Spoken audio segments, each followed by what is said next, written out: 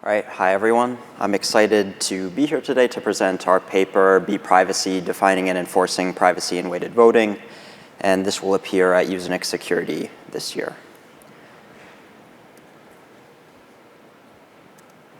So the motivation for this work is voting in DAOs, and a DAO vote looks something like this one. This is an example that I pulled from an Arbitrum proposal last year.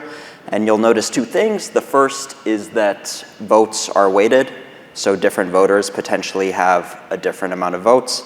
And the second is that voting is fully public.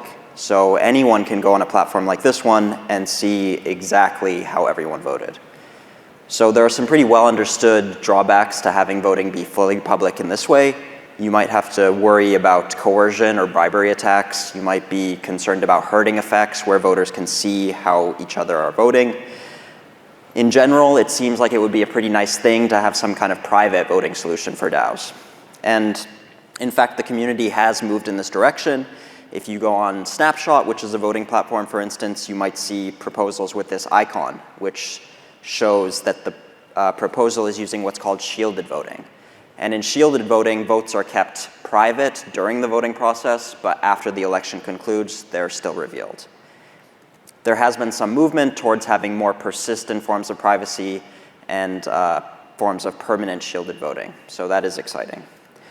But let's take a step back because we've been assuming or thinking that it's a nice thing to have voting privacy in DAOs, but what actually is voting privacy? It seems like it should be a pretty intuitive notion, but in fact, there's 3 different notions in the literature that we might be referring to here. The most basic is this idea of ballot secrecy, which is that an adversary observing votes being cast can't learn any of the votes. A slightly stronger notion might be receipt freeness. In this setting, the adversary can receive messages from the user and still should not have any advantage in learning the votes. And finally, the strongest notion is coercion resistance, where we permit arbitrary interaction between the adversary and voter, and again, the adversary should have no advantage. But the thing that we want to notice here is that in each of these cases, privacy is relative to the release of results. So the adversary still gets to see the results, maybe that's a tally, and that's information that leaks to the adversary that's not covered by any of these notions. And so in unweighted voting, maybe this isn't too much of an issue. If we have 5 voters with equal weights and a tally comes back 3-2, well, it's clear the adversary isn't learning too much. Of course, we could have a unanimous vote, though. In this case, the adversary knows exactly how every voter voted.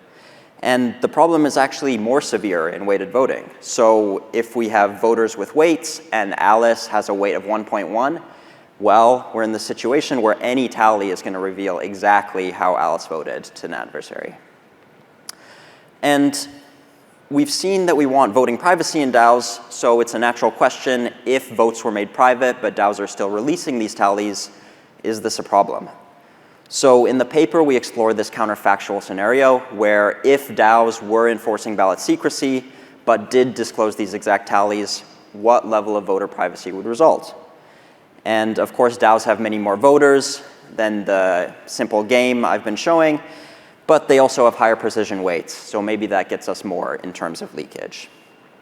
And so we explore 2 very simple heuristics for leaking votes. The first is what we call the whale attack, which is this very obvious observation that any voter with weight greater than some option could not have voted for that option. So in this example, the voter with weight 7 is not going to have voted for. So we remove that voter, adjust the tally, and maybe we can run this same idea again. The voter with weight 4 couldn't have voted against, and we're left with 3 voters. It's pretty clear to see that in this scenario, we can do some trial and error, and there's only one allocation of voters that creates the tally. And so in general, this is solving the subset sum problem, and it's hard, but we can do it in about time 2 to the n over 2. And so we actually went and ran these heuristic attacks against a real-world data set of DAO proposals. The x-axis of this plot shows the mean percentage of ballot leaked. The y-axis is the mean percentage of voting weight leaked. Each point on the plot is the aggregate proposals for a DAO, and the size of the point is showing the size of the DAO. And there's a few things we can notice. One of them is that very small DAOs, so DAOs with fewer than about 45 voters, experience near complete privacy failures. And this corresponds to the subset sum attack being very effective for these DAOs in recovering all votes. For larger DAOs, the subset sum attack isn't really feasible to run, and we see this kind of distribution. And in particular, for some of these DAOs, we're still having quite severe privacy failings. And one interesting thing to notice is that we have this kind of clustering near the y-axis where the mean percent of ballots leaked is very close to 0, but potentially still a lot of voting weight is leaked. And that's because in many of these DAOs, there's a lot of voting weight concentration, so voters which hold a large proportion of the total voting weight. And this is something that we'll see we have to reckon with when working with DAOs, that even if very few ballots are leaked, that could correspond to a lot of weight, and that has privacy and security implications. And so this brings us to the first question we wanted to answer, which is how can we effectively measure this privacy loss? When you're releasing results, what does that mean in terms of privacy? In the paper, we introduced this notion we call bribery privacy, or B-privacy for short. And to set this up, we're going to assume that the underlying system is completely coercion resistant. The adversary only gets to observe the results of the vote. And in this model, we're going to ask, what is the economic cost of bribing voters to an adversary that can see the results of the vote? So in this case, the adversary is able to see the exact tally, and they can potentially condition bribes on that to influence voters. And this is actually measurable for any type of result. So we've been looking at exact tallies, which we've seen leak quite a bit, but maybe you only want to release the winner of the election, which of course is the minimum that you have to release. And in this case, we can still ask the question of what is the cost to an adversary of bribing voters. Now, this isn't necessarily a traditional privacy metric. It doesn't look like other privacy metrics we're familiar with. In the paper, we show it's actually pretty closely related to this notion of plausible deniability. Essentially, if a voter can claim that they did not vote a certain way or did vote a certain way feasibly, it's harder for the adversary to condition the bribes, and that corresponds to a higher cost to the adversary. And then we like this metric because it is kind of aggregating quite a bit of the voting dynamics in this system. We saw that voting weight, for instance, has a large impact on privacy. And so this metric kind of captures all of that, and it serves as something that's also very interpretable in the sense that if we're worried about these attacks on governance, we have a direct metric that tells us how much loss in privacy can enable these attacks. And underlying this notion, we use this model of what we call a bribery game to compute the cost.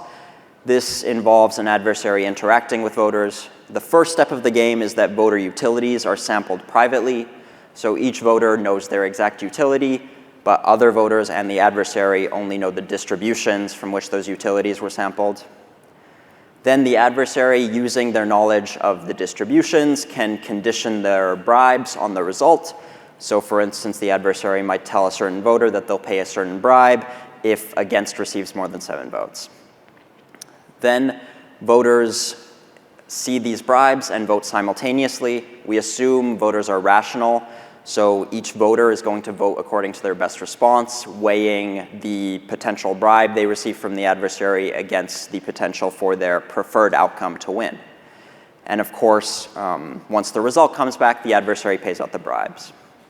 And so what we're going to look at in this bribery game is the minimum cost to induce a Bayesian-Nash equilibrium at which the adversary's desired outcome is achieved. So there's quite a bit going on here. The first thing I want to highlight is that we're using this solution concept of Bayesian-Nash equilibrium. This is because voters don't know each other's exact utilities, and so they're having to make these kind of probabilistic judgments about how other voters are going to behave in the game. It turns out to be quite tricky to determine what this equilibrium looks like. There's, of course, effects due to distribution of voting weight. There's effects in terms of what voters think other voters are going to do. And you also have to deal with the adversary strategy. And so we aren't able to provide analytical characterization of this equilibrium in the paper, but we use this computational approach where we iterate to find a point at which all voters are best responding. The other thing that's a bit tricky here is computing what the minimum cost is.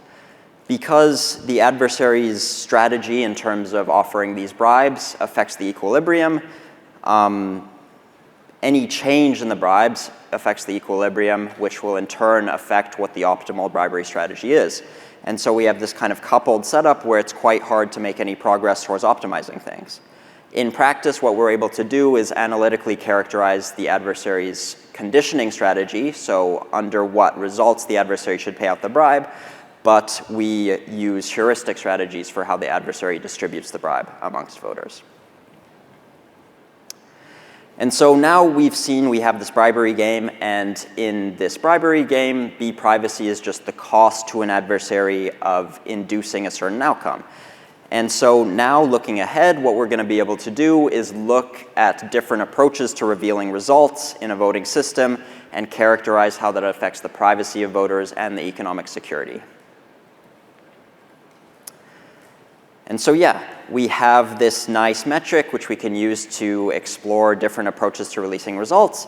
But so far, the only approaches we've seen are to release the tally, in which case we saw with the DAOs that this leads to potentially severe privacy consequences, or we can just release the winner, but that in that case you lose some sort of transparency. For instance, you don't have any idea what the margin of the election was. But it's at least nice that we know this kind of cost of transparency or cost of privacy. And this brings us to the second question we wanted to answer, which is how can we enforce privacy while preserving some form of transparency for these weighted tallies? And the approach we take is pretty natural. It's to add noise to the tally that we're releasing.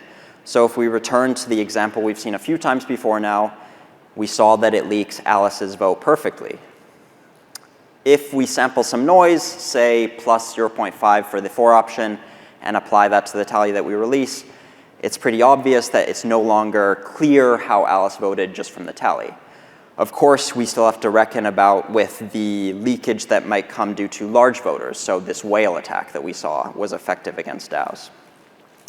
So if we return to our attacks that we saw earlier, and we consider, for instance, adding about 10% of noise compared to the total voting weight, we see that we have this nice effect where the attacks become less effective.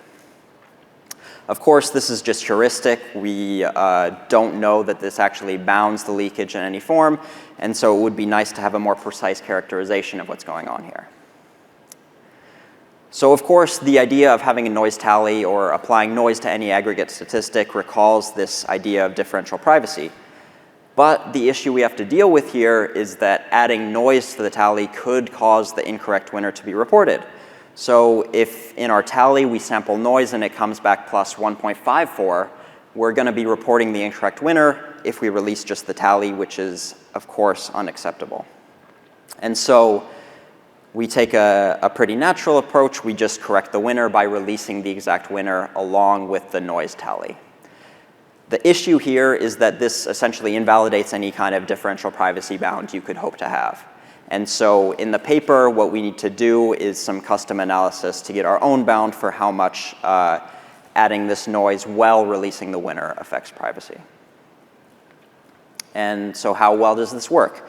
We ran a simulation study to estimate the bprivacy for DAOs in the wild using the same data set that we used for our attacks. We evaluated 3 different approaches to releasing the results. The exact tally, which as we saw doesn't work very well for preserving privacy. The winner-only tally, which is of course the minimum amount of information that you can release. And then this corrected noise tally that we just saw. And here we calibrate the noise so that 95% of the time it stays within this 10% of total voting weight bound. Here are the results. On the x-axis of this plot, we have the relative bprivacy. So this is the cost to the adversary of swinging the election, normalized by that same cost in a setting where votes are just fully public and the adversary can use them to condition bribes. Each row on the plot corresponds to a specific DAO, and then the points on the plot, green and red, correspond to a specific result function that's being used to release the results. And so in green is this corrected noise tally approach, and in red is the maximally private approach of just releasing the winner.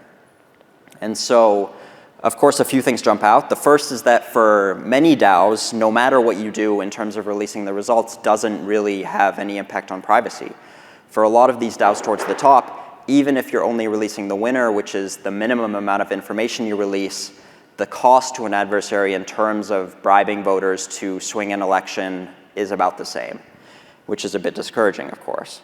We do see that for these bottom 4 DAOs in particular, the releasing less information in terms of the results, whether that is just only releasing the winner or using this corrected noise tally, does have a pretty significant impact in terms of raising the cost to an adversary of bribing voters. And in particular, using this corrected noise tally is a nice kind of balance between getting some boost in terms of the cost to an adversary while still maintaining some transparency. So when does this actually work? Well, to analyze this in the paper, we introduce a notion we call the minimum decisive coalition, or MDC, which is the smallest number of voters who could change their votes in order to flip the outcome. And so, returning to our running example, the MDC of this proposal is going to be 1 because, of course, the voter with weight 7 can switch their choice, and it will cause the outcome to change. And so we found that minimum decisive coalition is actually very correlated with this cost of bribery. And so the DAOs in this plot are in fact ordered by the average MDC for their proposals. And so these DAOs at the top of the plot, where no matter what you do, you're still able to bribe voters very cheaply, have very low MDC. So the top 2 have MDC close to 1, which means that really you only need to bribe 1 voter in order to flip the election. And so what's being captured here is that, well, there's 2 effects that we have to consider. The first is voting weight concentration. So if voting weight is heavily concentrated in a small number of voters, there's fewer voters that you need to bribe to flip the election. The other is that proposals that are very closely contested, the adversary needs to do less in order to have an effect. And so we do see, for instance, though, that the DAOs with higher average MDC are more responsive to these approaches in terms of balancing privacy and transparency.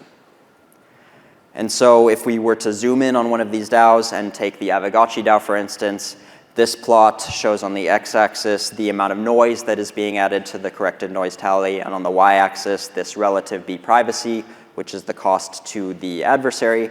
And we see that there's a very clear separation between proposals based on their MDC.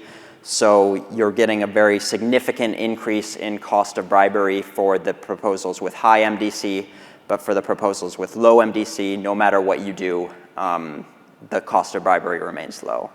And that's also true for adding more noise. We see that there's an effect where the more noise you add up to a certain point, you're getting better b-privacy, in particular for the proposals with high MDC, but past a certain point, you're not getting as much benefit.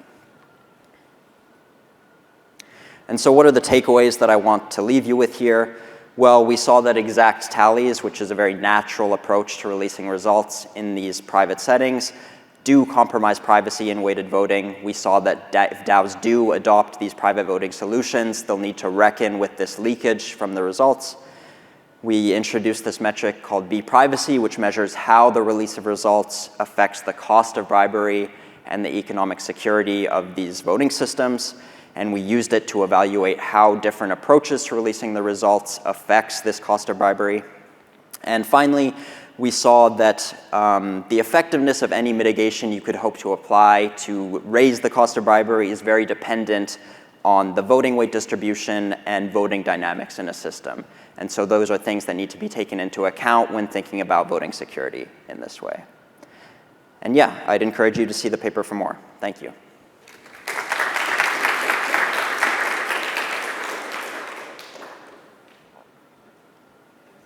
Any questions from the audience? Hey, I really like the scatter plot. It was in the top right on the takeaway slide. I'm curious if you know which dots have the shielded parts on snapshot and which ones don't, and if there's a distinction between the two and how they fit on that chart. Yeah. So I think very few of the DAOs that we were analyzing have the shielded voting enabled. I'm not sure what the most recent statistics would be, but at least when we were doing the analysis, it was quite few DAOs and actually quite few proposals, so it wasn't even turned on for all proposals in those DAOs.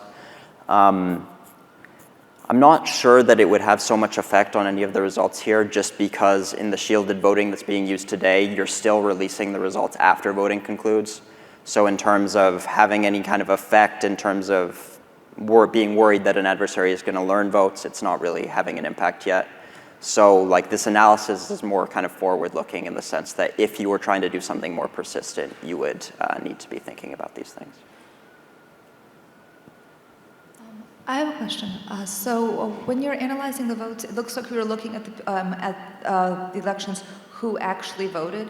In most elections, if voting is voluntary, the vast majority of people don't vote, and their utility for either candidate is so low that they're the easiest to bribe. Yeah. So I was wondering how your analysis would be affected by that. Yeah, that's a really good question. So our analysis currently only holds for votes with two options. So even if you were to include like an abstention option, for instance, we don't really have any way of bounding that using the bribery game or bprivacy. It would be a very nice extension, I think.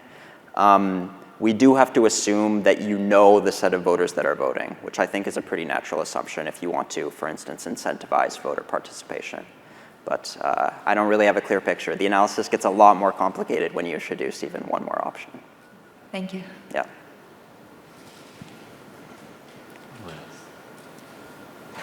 I guess one question that comes up to my mind is, we observe how DAOs have been performing in the last couple of years, and there was a lot of issues with the equity participants actually not taking votes. Yeah.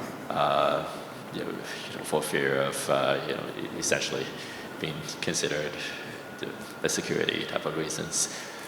Do you think this sort of privacy solution would allow the participation of the larger equity voters, and would that be ultimately welfare improving? Yeah, it's a really interesting question, actually. Even in the shielded voting case, there had been some analysis, I can't remember the specific DAO, but that did kind of an A/B test in terms of turning on the shielded voting or not to see what effect that would have on voting dynamics. And they actually found that for them, it decreased participation amongst especially smaller voters who felt like there was no way for them to be seen kind of in this process. And so I think it's kind of a complicated thing to think about, like how introducing private voting kind of affects the dynamics here. And there's maybe not a one-size-fits-all answer, but I think it's pretty clear that at least providing this as kind of an option to DAOs for maybe some proposals, maybe not all, is a pretty important thing. Thank you so much.